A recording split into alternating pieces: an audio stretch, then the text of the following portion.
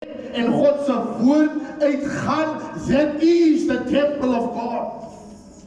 Dis die woonplek van die Here. Dis the dwelling place of God. And God is saying, I want to restore your life so that your life can be filled with the glory. When the temple was completed, the glory of God filled the temple. Jou lewe moet geherstel word en herbou word op die fondasies van die woord van God. And you have to make known to the powers, principalities, opposition, omstandighede wat ook al jy face, and say, God has spoken this word. And my life will become pleasing unto God. My lewe attract die presence van die Here, because I am not building with my own strength. I am building from a deep desire. Oh, let this life reflect that life. That this place, that this temple reflect that temple. That this temple will be filled with the glory of God until the place where I cannot minister or stand in the presence of God anymore. Until my will cannot stand. Until my desires cannot stand. That is what God wants to fill and pour out in your life. Oh. They built this temple. En hierdie koning maak 'n decree. It's not the king that made the decree. The king made a decree because God spoke to his prophets. And you know what this king realized? If he does not favor the people of God, something bad will happen to him and his kingdom. Here. He didn't do it. He did it not as a gift or as a whatever.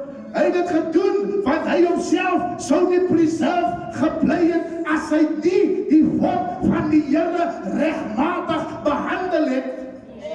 According to the word of God.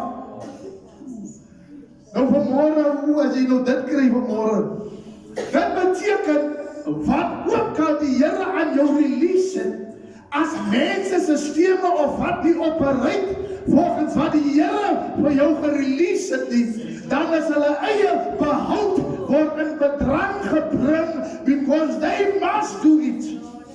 Amen. They must do it. Pharaoh had to obey.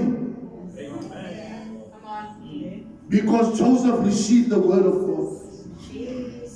He did it because if he did not do it, his whole nation would have been destroyed.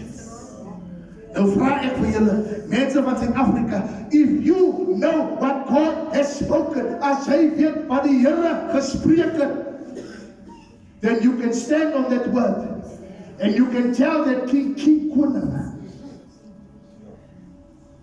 as julle nie die gebou, die tempel van God gaan recognize nie. If you do not recognize the word of God, your own kingdom will start to fall. Dis die gesag wat ons het. Kom ek bring dit 'n bietjie nader vir jou. If you don't come into agreement with the word of God that He has spoken over you, the things that the enemy has raised up against you will control you. But when you say, I come in the name of the Lord, maak nie saak hoe sleg die omstandighede is, of hoe dit nie in jou favor mag wees. Because God has released that word. Dis King Darius hier realize. Hy sê vir die volk, wat ook al hulle nodig het.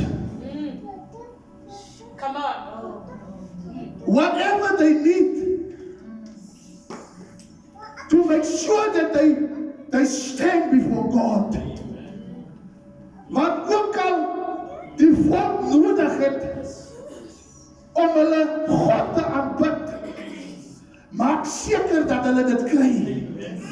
Because while they are praising, while they are worshiping, while they hearing God. The whole country is being sustained by the power of God.